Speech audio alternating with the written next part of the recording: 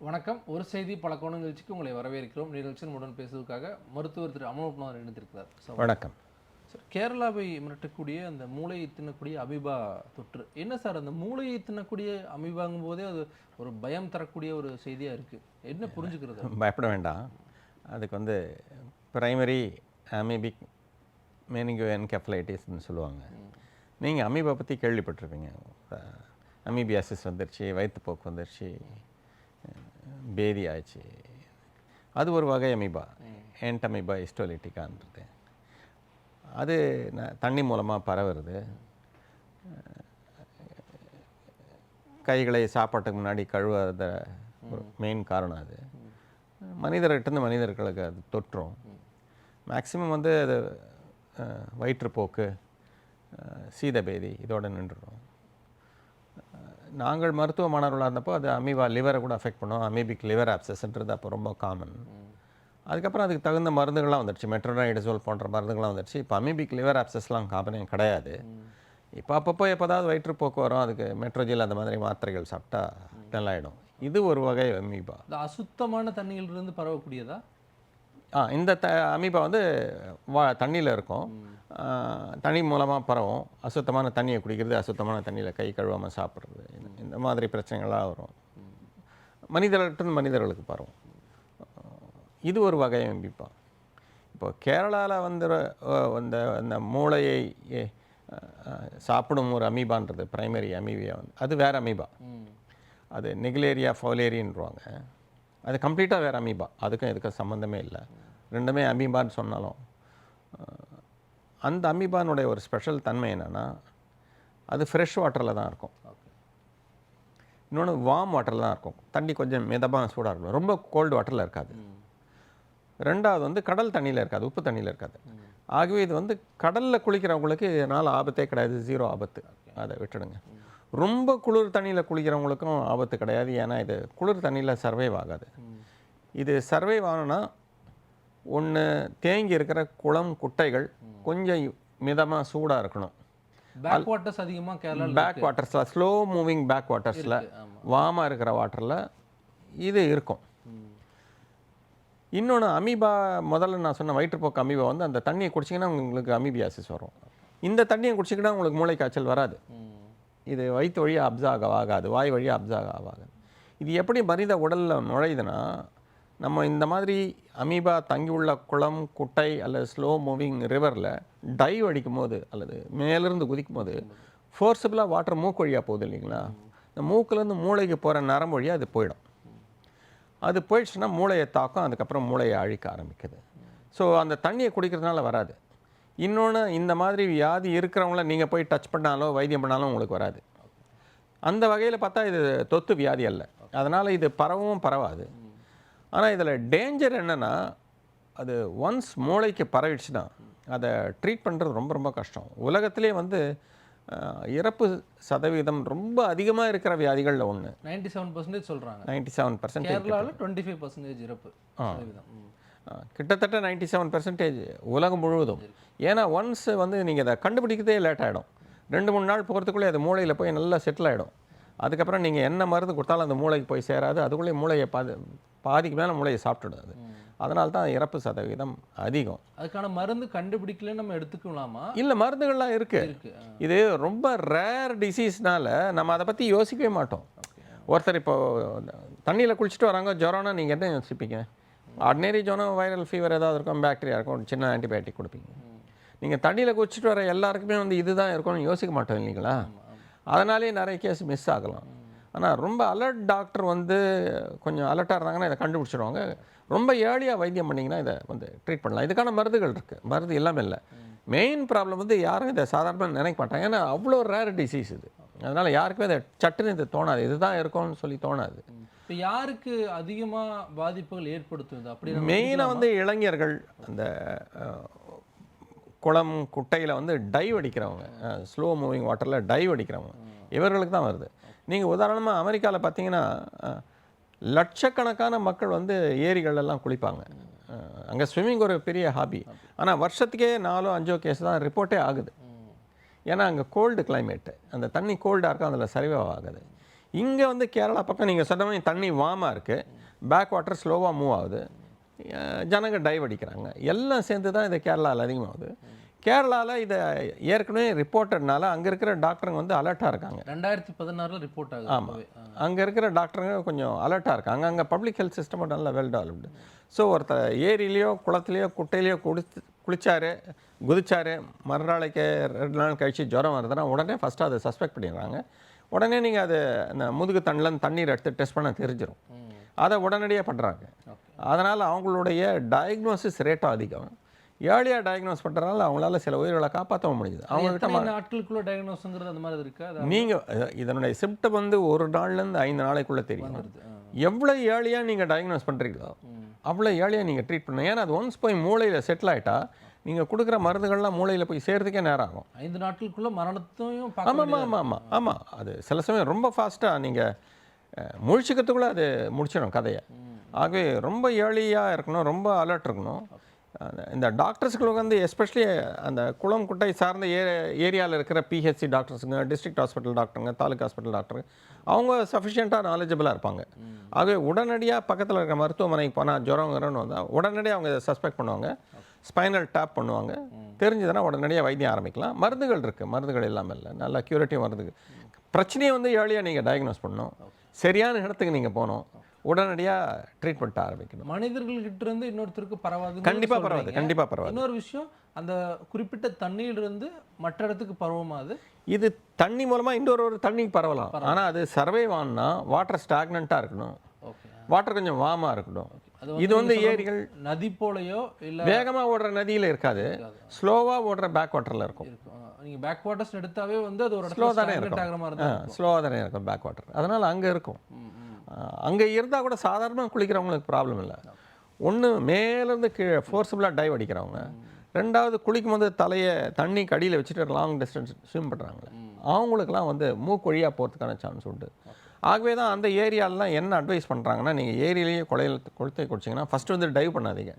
Second குளித்தாலும் தலைக்கு மேலே தண்ணிக்கு மேலே தலையை வச்சுட்டு ஸ்விம் பண்ணுங்கள். தலையை வந்து முக்காதீங்க, அந்த உள்நீச்சல்னுவாங்களே, அந்த உள்நீச்சல்லாம் அடிக்காதீங்க. ஏன்னா உங்களை அறியாமல் அதை மூக்கில் போகிறதுக்கான சான்ஸ் உண்டு. இதில் வந்து குழந்தைகளும் பாதிக்கப்படுறாங்க, ஸ்விம் பண்ணுற எல்லாரும் பாதிக்கப்படுவார்கள். ஸ்விம்மிங் பண்ணுற அந்த தண்ணியில் முழுகிற ஃபோர்ஸபுளாக முழுகணும், அது கூட சும்மா லேசாக முழுகி போகிறது, ஸ்ப்ளாஷ் ஆகும்போது அது நேரம் உள்ளே போயிடுது. இப்போ உலகம் முழுவதும் என்ன சார் சிகிச்சை எந்த மாதிரி எடுத்துகிட்டு போகிறாங்க இதுக்கு? இப்போ அதுக்கு ஆம்ஃபோடெர்சின் பின்னு ஒரு ட்ரக் இருக்குது. அதை தவிர 2-3 ட்ரக்ஸும் இருக்குது. ட்ரக்ஸ்லாம் இருக்குது, உலகம் ஃபுல்லாக இருக்குது. பிரச்சனையே வந்து இதை நம்ம ரொம்ப ஏர்லியாக ஃபஸ்ட்டு சஸ்பெக்ட் பண்ணணும், ரொம்ப ஏர்லியாக அந்த ஸ்பைனல் டேப் பண்ணணும், ஸ்பைனல் ஃப்ளூயிட் எடுத்து டெஸ்ட் பண்ணணும். எடுத்த ஒரு சில மணி நேரத்துக்குள்ளாக உங்களுக்கு ரிசல்ட் வந்து உடனடியாக நீங்கள் ட்ரீட்மெண்ட் ஆரம்பிக்கணும். இது வந்து ரொம்ப அலர்ட்டாக இருந்தால் ஒழிய, அந்த ஹாஸ்பிட்டல் அலர்ட்டாக இருந்தால் ஒழிய, அந்த லேப் அலர்ட்டாக இருந்தால் ஒழிய, அந்த சமயத்தில் மருந்துகள்லாம் உங்கள்கிட்ட ஸ்டாக் இருந்தால் ஒழிய நடக்காது. இது 4மே உங்கள் கையில் இருக்கும். இது 4மே இருந்ததுன்னா நீங்கள் வந்து உயிரை காப்பாற்றலாம். இது கேரளாவில் ஏற்கனவே உங்களுக்கு இந்த படிப்பினை இருக்கிறதுனால அவங்க வந்து ரொம்ப அலர்ட்டாக இருக்காங்க. இப்போ இந்தியன் கவர்மெண்ட் இது ரிலேட்டடாக ஏதாவது நீங்கள் சொல்ல மாதிரி 2016 நம்ம சஸ்பெக்ட் பண்ணி அது பாதிப்பு இல்லை, இந்தியன் கவர்மெண்ட் இதுக்கான அட்வைசரிலாம் கொடுத்துருக்குறாங்க. இந்த மாதிரி தெரியாத இடங்களில் ஏரி குளம் குட்டைகளில், அதுவும் வாமாக இருக்கிற வாட்டரில் டைவெலாம் அடிக்காதீங்க, குளித்தாலும் தலையை மேலே வச்சு குளிக்கிங்க, டைவ் அடிக்கிறவங்க நோஸ் கிளிப் போட்டு அடிங்க, இந்த மாதிரிலாம் அட்வைசரிஸ்லாம் இருக்குது. ஆனால் டூரிஸ்ட் போகிறவங்க இதெல்லாம் அட்வைசரி படிச்சுட்டா போகிறாங்க, ஒரு ஆவலில் குளிச்சிருவாங்க. பொதுவாகவே நம்ம மக்கள் மத்தியில் இது சொல்கிறது நல்லது. எந்த குளம் குட்டையாக இருந்தாலும் தெரியாத இடங்களில் டைவ் அடிக்காதீங்க. இது அமீபாக்காக மட்டும் சொல்ல, கீழே பாறைகள் இருந்தால் கூட உங்களுக்கு தெரியாது. ஸோ ஒரு தெரியாத இடங்களில் போய் டைவெல்லாம் அடிக்காதீங்க. அப்படியே குளம் குட்டைகளில் குளித்தாலும் தலை மேலே வச்சு குளிங்க. ஸோ தட் ஆர்கானிசம், இதை தவிர வேறு எந்த ஆர்கானிசம் கூட போகக்கூடாது.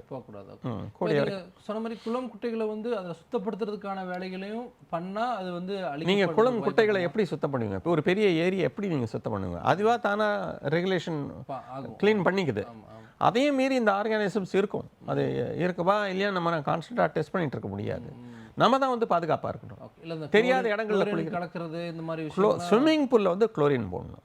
குளோரின் இல்லாத ஸ்விம்மிங் பூலில் இது வரத்துக்கான சான்சஸ் உண்டு. நீங்கள் ஞாபகப்படுத்துறதுக்கு நன்றி. குளோரின் போடாத ஸ்டாக்னன்ட் வாட்டர் நிறைய ஸ்விம்மிங் பூலில் இருக்குது. அந்த ஸ்விம்மிங் பூலில் இது இருக்கிறதுக்கு சான்ஸ் உண்டு. அதனால தான் நம்ம போகிற ஸ்விம்மிங் பூலை வந்து பாதுகாப்பான ஸ்விம்மிங் பூலாக போகணும். தெரியாத ஸ்விம்மிங் பூல்ஸு, அன்குளோரினேட்டட் வாட்டர் இருக்கிற ஸ்விம்மிங் பூல்ஸ்க்கு கண்டிப்பாக நம்ம தவிர்க்கணும். அது நீங்கள் சொன்ன மாதிரி கிராமங்கள் இல்லை, நகரங்கள்லையும் நீங்கள் குளோரின் கலக்கா. நகரங்களில் வந்து ஸ்விம்மிங் பூல் தான் மெயின் டேஞ்சர். கிராமங்களில் குளம், குட்டை, ஏரிகள்லாம் டேஞ்சர். சிட்டியில் வந்து குளோரின் போடாத ஸ்விம்மிங் பூல்ஸ் இருந்ததுன்னா அது டேஞ்சர்.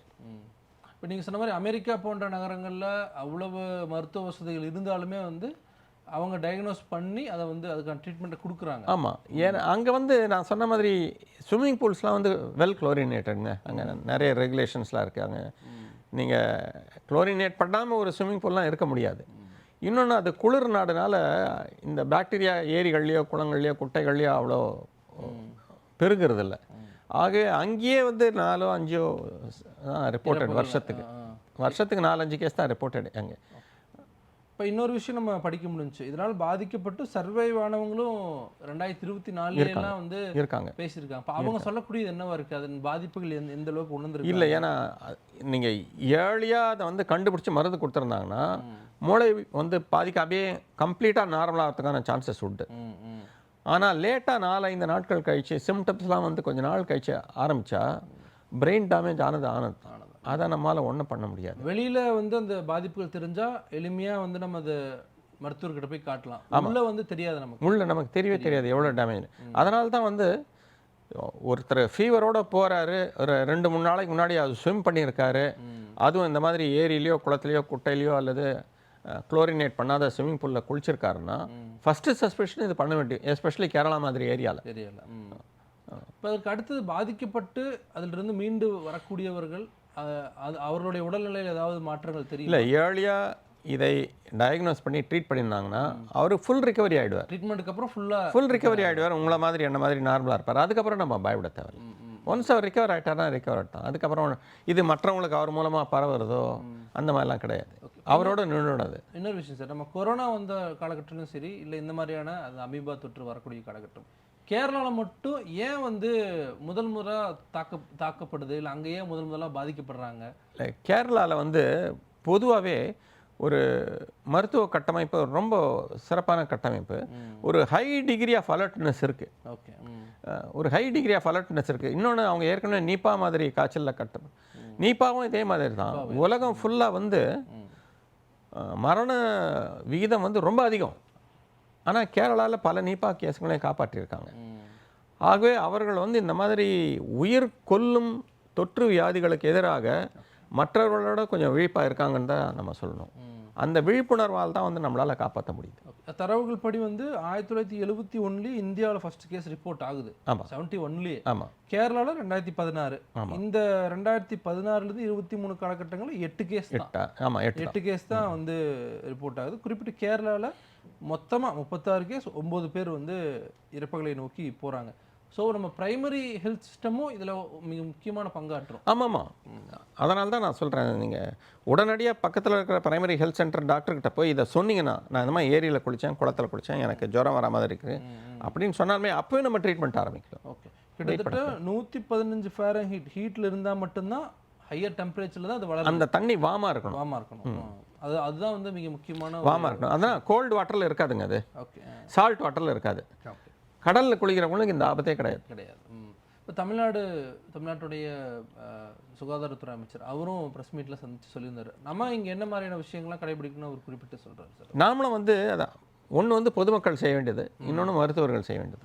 பொதுமக்கள் செய்ய வேண்டியது வந்து தெரியாத ஏரியிலையோ குளத்துலையோ குட்டையிலையோ, குறிப்பாக அது வந்து வாமாக இருக்கிற சமயத்தில் வெயில் காலங்களில் போய் நேரடியாக டைவெல்லாம் அடிக்காதீங்க. அப்படி நீங்கள் தெரியாத உங்கள் ஊருக்கு போய் நீங்கள் ஏரியிலேயே குளத்தையோ குளிச்சிங்கன்னா தலையை மேலே வச்சுட்டு குளிங்க, மூக்கில் தண்ணி போகாமல் பார்த்துக்கு. இது ஒன்று. ரெண்டாவது, அப்படி நீங்கள் குளிக்க நேரிட்டால் அல்லது இங்கே வந்து குளோரின் இல்லாத ஸ்விம்மிங் பூலில் குளிக்க நேரிட்டு மறுநாள் உங்களுக்கு ஜுரமோ ஏதாவது வந்தால் உடனடியாக நீங்கள் அரசு டாக்டர்கிட்ட போய் நான் இந்த மாதிரி குளித்தா எனக்கு ஜுரம் வந்திருக்குன்னு சொல்லுங்கள். அவங்க வந்து மேலே பண்ணிக்குவாங்க. ஏன்னா தமிழ்நாட்டிலையும் கட்டமைப்பு சிறப்பாக இருக்குது. இது வரைக்கும் டயக்னோஸ் பண்ணல, அந்த மாதிரி கேஸே வரலை. வந்தாலும் நம்ம டேக்கிள் பண்ணுறதுக்கான எல்லா வித வசதிகளும் இப்போ எல்லா மெடிக்கல் காலேஜ்லேயும் டிஸ்ட்ரிக்ட் ஹெட் குவார்ட்டர்ஸ் ஹாஸ்பிட்டலையும் இதை ஈஸியாக ட்ரீட் பண்ணுறோம் இருக்காங்க. அது வந்து நீங்க சொன்ன மாதிரி சென்னை, கோயம்புத்தூர் முக்கியமான மாநகரத்துக்கு வரணுங்களா? இல்லை இல்லை இல்லை இல்லை எல்லா மாவட்ட டிஸ்ட்ரிக்ட் ஹாஸ்பிட்டல்லையும் வந்து வெல் குவாலிஃபைடு இப்போலாம் ஹைலி காம்பிடென்ட் டாக்டர்ஸ் இருக்காங்க. இந்த இந்த வியாதிக்கு தேவையான எல்லா மருந்துகளும் இருக்காங்க. சார் இப்போ சவுத் தாண்டி மேலே நார்த்லேயும் வந்து இத்தகைய கேசஸ் ரிப்போர்ட் ஆயிருக்கா கடந்த காலங்களில்? நான் படித்த வரைக்கும் இல்லை. அது ஒருவேளை தெரியாமையே போயிடுச்சா என்னன்னு எனக்கு தெரியல. நான் படித்த வரைக்கும் நார்த்தில் அவ்வளோ ரிப்போர்ட் ஆகலை. அரங்கத்திலிருந்து பல்வேறு விஷயங்கள் பதிவுக்கு ரொம்ப நன்றி சார். நன்றி நேர்களே, மீண்டும் ஒரு சந்திக்கலாம். நன்றி, வணக்கம்.